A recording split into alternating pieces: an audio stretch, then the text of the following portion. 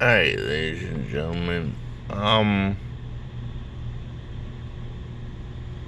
I have. I was gonna do this video, um, on the free agencies. I've been paying since I've been busy. Uh, so yeah, I do have all the winners and the losers, which I think. Let's talk a little bit about it right now. Tom Brady to the Buccaneers. My feelings on this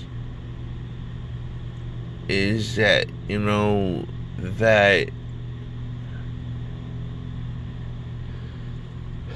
you know, it's, as a Dolphin fan, it's good to get out of the East. At least we won't be seeing him twice this year. Does it make the East a little bit easier?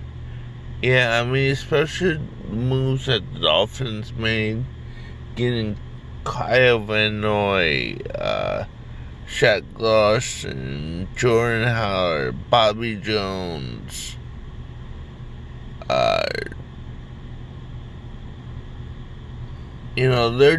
they reinsure their defense. Now, I mean, if they do get Cameron Wake and they draft Tua and they get Swift or Dobbs and a running back, and a little bit off offensive line, Dolphins would be actually a great contender this year. Now, Philip Rivers going to the Colts. A lot of things.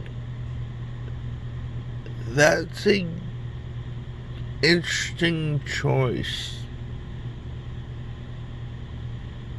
I mean, does that make the Colts a little bit better?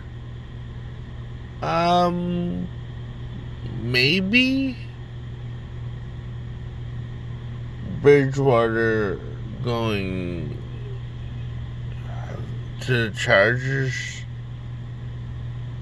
I mean, to the Panthers, and which depends on what Cam Newton's gonna do now.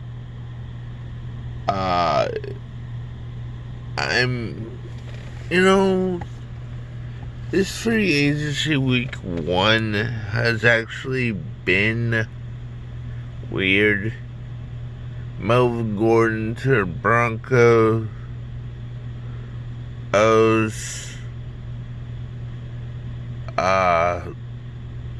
Todd Gurley to the Rams.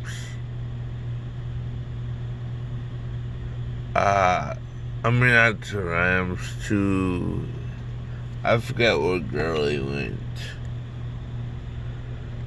It's just that this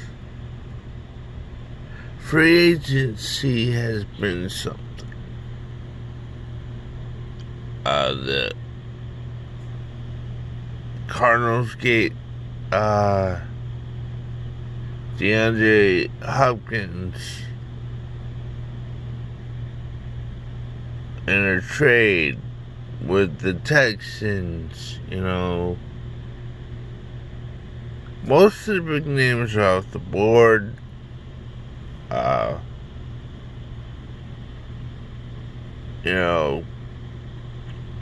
Bobby Jones to the Dolphins, which now has a good cornerback situation.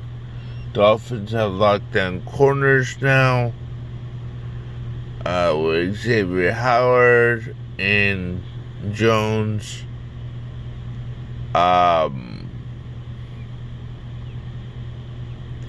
Tampa Bay's got their quarterback in Brady.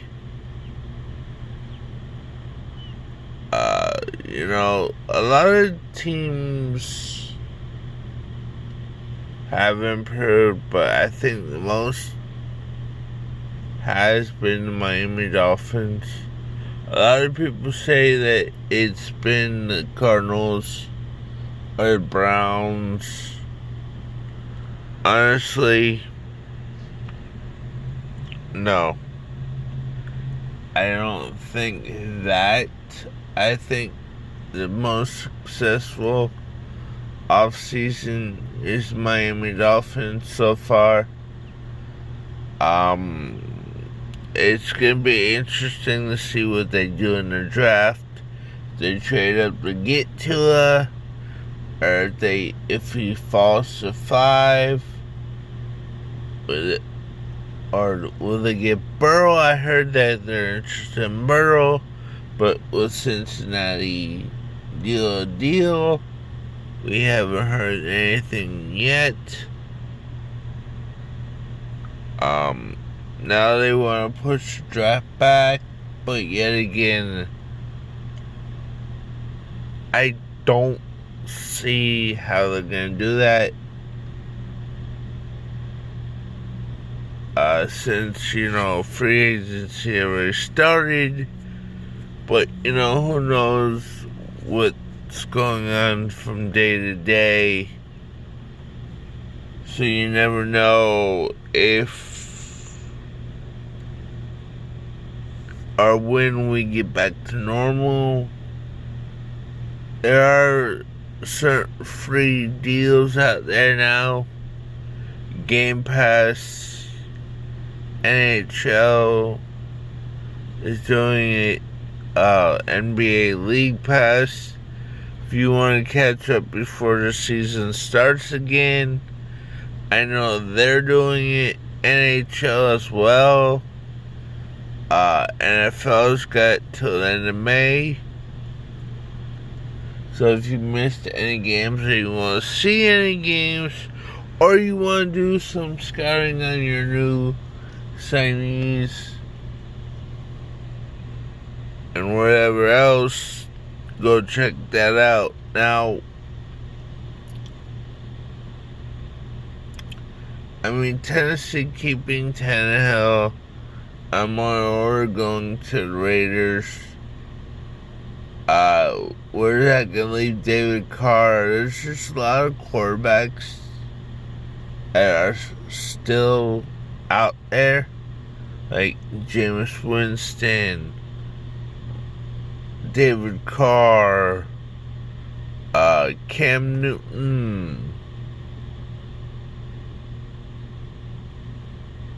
Jadeveon Clowney's still out there. There's still a lot of free agents that are still out there.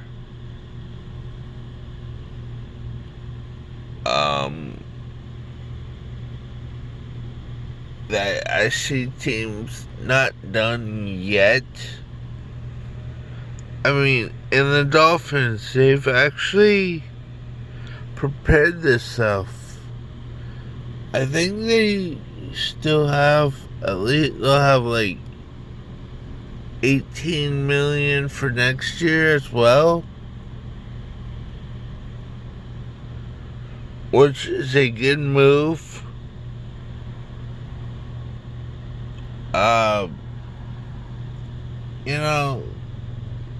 Again, and Brady to the Buccaneers,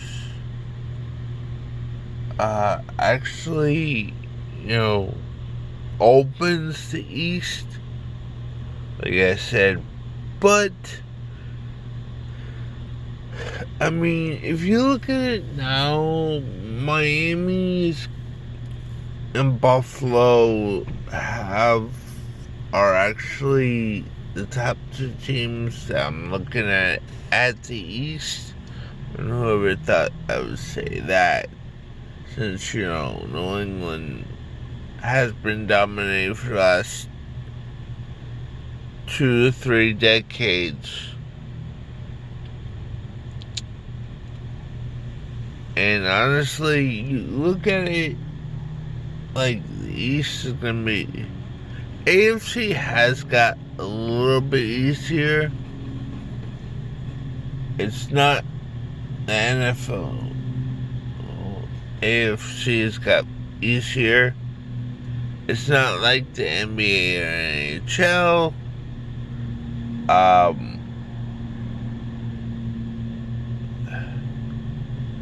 Do I think Miami can win this year?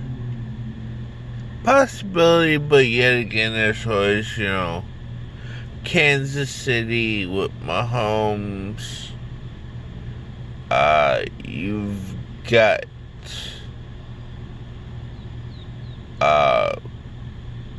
Baltimore as well.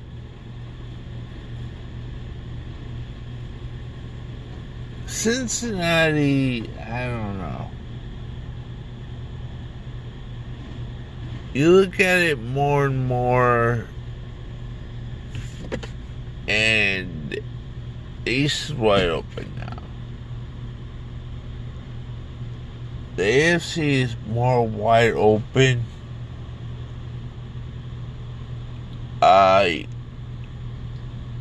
Drew Brees staying in New Orleans, so you're gonna get Brady and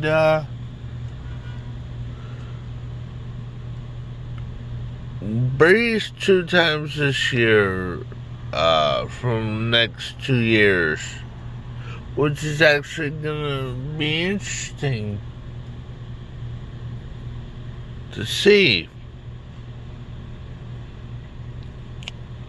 Now let's switch gears here a little bit.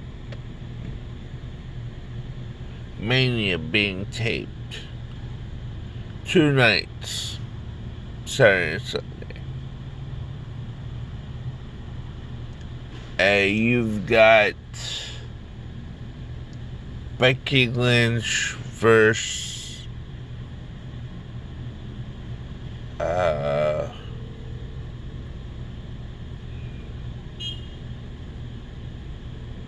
Baszler.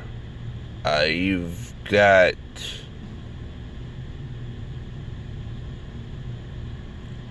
Charlotte versus Rhea for NXT Women's title for some reason. You got Roman versus Goldberg. You've got Drew versus Brock. You've got the 6-pack SmackDown Women's Championship, which I really don't give a damn. You got Cena, Fiend. And then you got other matches that, haven't been announced.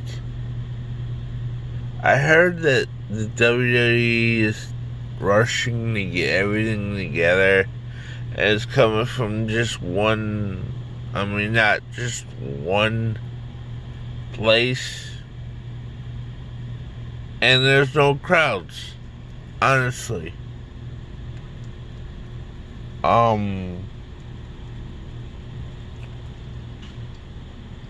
It's been interesting to see that, how it's done. Speaking of WWE, speaking of wrestling, I seen the Dark Side of the Ring, the Chris Benoit, Eddie Guerrero. Interesting. It's interesting to see how, they bring that up. About what 2020 this happened in 2007, so about 15 years ago.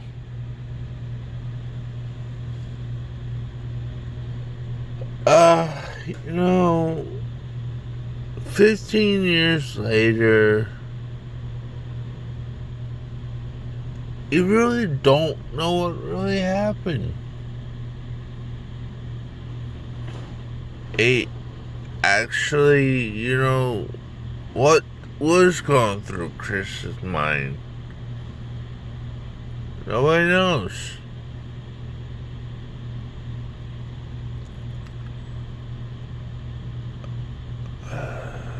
I mean, was it CTE?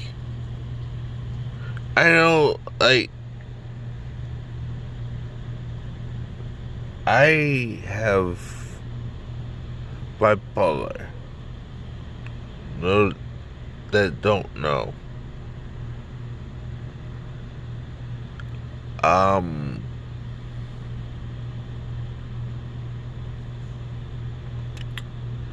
So yeah.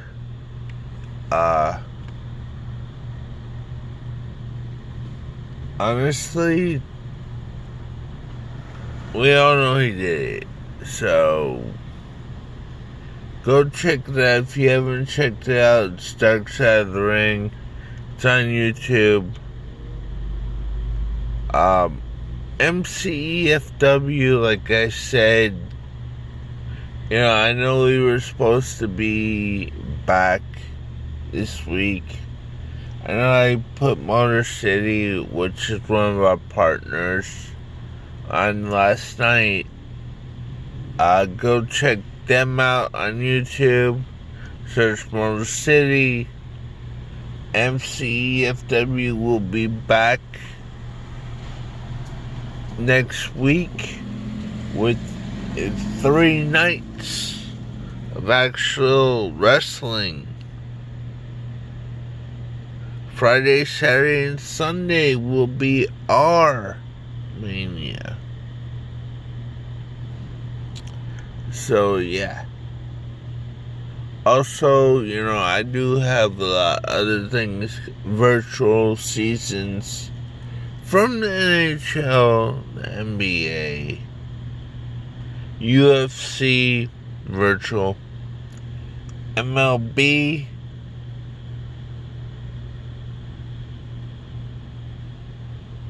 that too.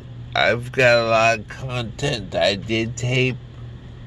I just gotta put up here on the MCEFW network. So stay tuned.